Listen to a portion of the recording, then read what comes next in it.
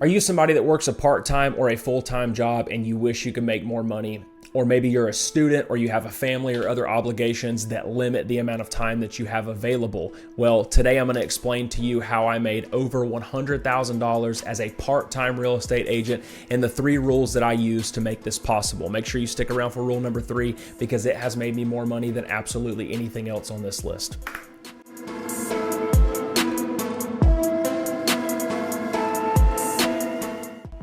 All right, so to start out, when we're talking about part-time real estate, I want you to always remember one key phrase, and that is control what you can control. Okay, so when we're talking about real estate, especially part-time, the biggest hurdle is exactly that. You only have part of your time available to afford towards trying to make some extra money. So controlling that time is going to be pivotal. That leads us to rule number 1, which is control your time. Okay.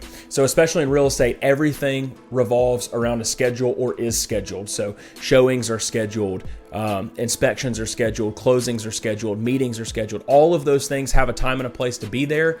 And if you can get ahead of the game and you can control when those things are scheduled, then you can put that more in your favor of making sure that you're doing things at a time that works best for you. So as we're controlling our time, what if we have an issue with scheduling? Well, the beauty of real estate is that in a lot of ways, you either have automations that can help you out, which we'll talk a little bit about in a minute, but you also have people that a lot of times are very willing to help you out. So if you're a member of a team or a brokerage or you're friends with other agents that work alongside you, a lot of times you can leverage those relationships to help you out when you're in a pinch. So say you've got a friend that you've never called on for something, or say that you've scheduled a buyer who wants to go see a house, okay? But they want to see this house at a certain time of day that you're not available, but that's the only time that they're available. That's a time crunch and a pinch that you've got to try to figure out. But you've got a friend that you can call on and say, hey, would you mind opening this door for me? And then, we do favors for each other all the time. I'm now ready to do that same favor for that friend whenever the need may arise. But just understand, you can call on people to help you out with certain things. Now, say that this happens quite often. You can't just expect your friend to go spend their time opening doors for you all the time. But what you can do as a common practice is offer payment to someone for opening a door for you. Say that it's middle of the day on a Wednesday and that's the only time a buyer can see a house. You can offer someone $50 to go open a door for you. And yes, it may cost you $50, but that's a heck of a lot better than losing the sale or not being able to perform for someone that deems you to be their professional. So understand there's always options out there. And when you control your time and schedule these things on your terms, then you are able to get a lot more done that fits in your window. So, another great example of this is whenever we go under contract on a property and I know we're working towards a closing, a lot of times there will be communication with that attorney to determine when the closing is going to take place. We've already set the date on the contract, but we need to know what time is going to be. You secure time slots for that actual date. So I will go out of my way to be one of the first people to respond to that and say, hey, we would like 5 p.m. or 4 p.m. on that date if you have it available. And once you jump the gun on that, somebody will dispute if it does or doesn't work for them. But a lot of times it will, and you've just controlled your time because that's 30 days in the future and you set it for a time that works for you. So controlling your time and just being intentional about being the scheduler can save you a lot of issues and heartache, and you can make sure that whatever happens around you happens at a time that works best for you. So this brings us to rule number 2, which is going to be to control our environment. Okay, some of these things you can and cannot do, but I'm going to give you some options for each of them. So when I signed up for the first brokerage that I became a part of, a lot of the requirements of me for a transaction was a lot of in-person requirements. So I had to go there. Once I got a property under contract, I had to go and take things in person. Once we were the same day of a closing, I had to go before closing in person to pick up documents. I had to go after closing to deliver documents. So there was a lot of this back and forth, and I didn't live near this brokerage. So it was very difficult for me to fulfill those in-person requirements because I only have part of my time available to this. So I got with a friend. She told me a lot about the brokerage that I'm with now, EXP. And eXp Realty is a cloud-based brokerage where there is no office around me to go to. Everything is done online. So there are platforms where I am uploading all of the documents for a transaction into that platform, and it doesn't require me to be there in person. All I need is a computer. So when we control our environment, if you are someone who works at a computer every day, then boom, you've already got access to the internet, access to those platforms, and you have full control over your real estate business from that computer that you're already sitting at work. Now, if you say, hey, that's unethical, I can't do that, I don't have any breaks, that's fine. You've got lunch. Or if you have a computer at home, you can do the same exact thing in the afternoons and the evenings. It can happen. So if you can control your environment, put yourself around a computer as much as possible during the day. If you're already working at one, you're probably spending some time on Facebook anyways. So why not spend that time responding to emails or uploading some documents, some contracts, things like that. Or if you can't do it at work, do it at home. Now, some of you say, well, I don't work around a computer, and I totally understand that. When I first started doing real estate, I'm still in the military, obviously, and I'm teaching. I was a lead marksmanship instructor, so I'm not near a computer, man. I'm at the range every day helping these young kids work through shooting and things like that. Now, I knew that I didn't have a computer, and that access was difficult for me, so I went along with my cell phone plan, and I purchased this iPad, and along with it, I purchased the keyboard that goes with it. So this iPad right here, I would take with me every single place that I went, and it has a data plan with it, so I always have access to the internet. Now, it's a little bit different than a computer, but this thing has saved my life on so many occasions where, I kid you not, I'm sitting in a van at the range, don't tell anybody, and I'm writing contracts while it's not my turn to teach and my friends are teaching. I'm writing contracts in the back of that van to do what I could do to get these deals done, okay? So understand that even if you don't have a computer around you, if you will control your environment and go get something like an iPad, something portable, you can make it happen as well. So another amazing example of how to control your environment is through using business automations. Now, one of the biggest automations that I use in my business is that every single time I get a property under contract, I use what is called a transaction coordinator, or TC for short. So what a transaction coordinator does is I pay them a certain amount of money, a few $100 per transaction, and they take care of all of the email communication to a degree and the paperwork to a degree for every property. There's some, back and forth with me and the client that I'll still have to maintain that personality and presence for, but that transaction coordinator pretty much does all the admin work for me on the back end. Now, what this does is saves me a tremendous amount of time and effort, and it makes sure that I don't forget anything because she knows exactly what she's doing every time. So that helps me out significantly, especially when I only have part of my time available. I need to get as much of this off my plate as possible. So finding something like that, although it costs some money, saves you a ton of time, effort, and headache, and can really make this part-time deal a lot more feasible for you.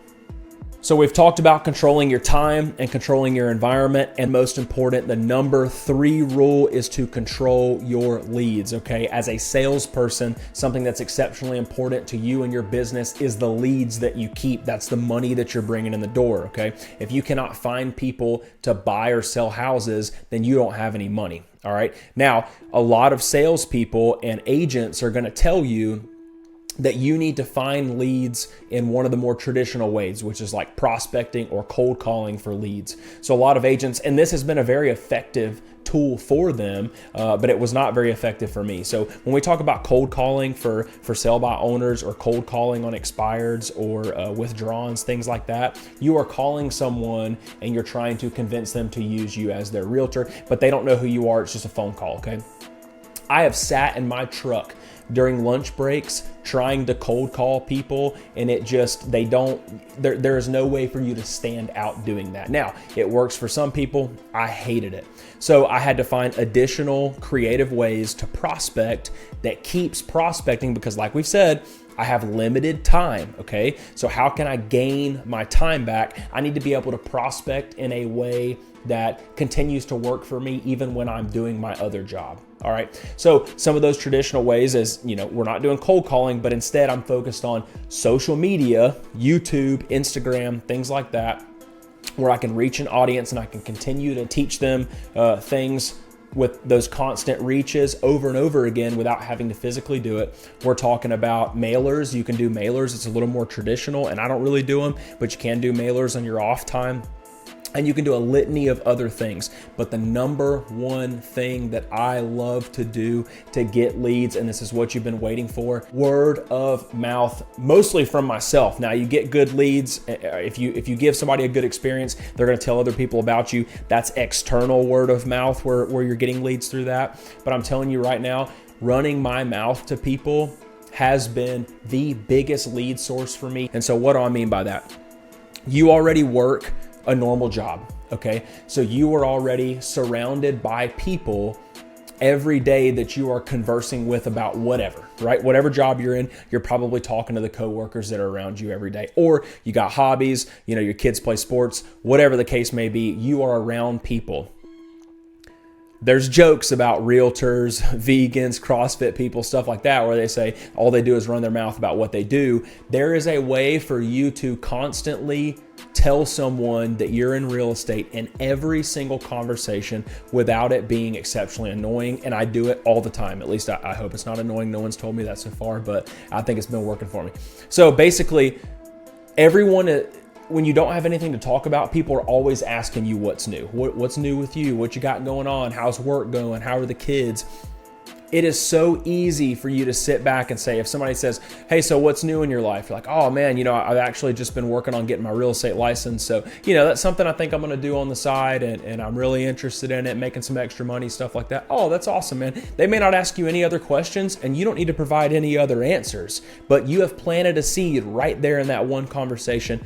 Real estate is associated with you, okay? Another thing is family members or your social media or anything. You need to announce to every single person that you know in a very organic way that you now do real estate, and they will associate that with you. Ideally, if your friends and family like you enough, they will probably reach out to you and ask you questions, things like that. But that's where social media comes into play. You use your mouth, you tell every single person exactly what you do. You're not shy about it. Then you post it on social media. Hey, I'm doing this, here I'm learning, here's a tip, here's a trick, here's things I've learned. And over time, people will associate you with real estate. Now, with me in the military, I'm separating out of the military. So people would constantly ask me, what are you going to do when you get out? And I always say real estate. It's an exceptionally organic way for me to tell somebody what I do without being overbearing. So they say, what are you going to do when you get out? I say, well, I'm going to get into real estate. It's something I've been doing for a few years already. I've got my license and stuff. I've been doing some deals around here.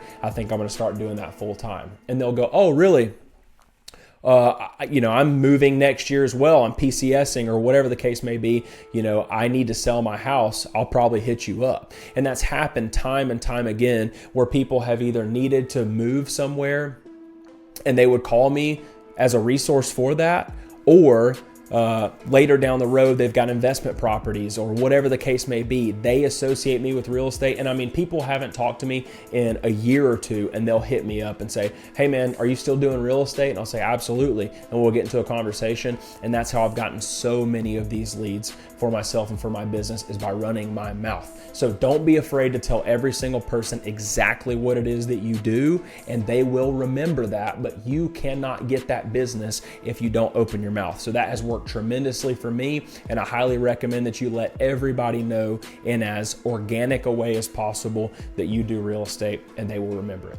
Okay, so this has been my 3 rules for success on how to be a successful part-time agent. Please stick around for a message I got for some additional information about our community, and I can't wait to see you next time. If you are somebody who is interested in this information, my wife and I are building a community of people who are interested in investing in their future, whether that is financially, that's with your health and your fitness, or that's with your family. Whatever it is, you want to be better, and we are called The Young and Invested. So if that's something you're interested in, consider visiting us at TheYoungAndInvested.com. The link is in the description. Check out our other social media pages. We are interested in finding people that want to grow like we do, coming together and making our lives better for each other. So please join us, consider reaching out to us and connecting with us. We'd love to hear from you, and we cannot wait to bring you more content, bring you more information, and hopefully meet up with you one day.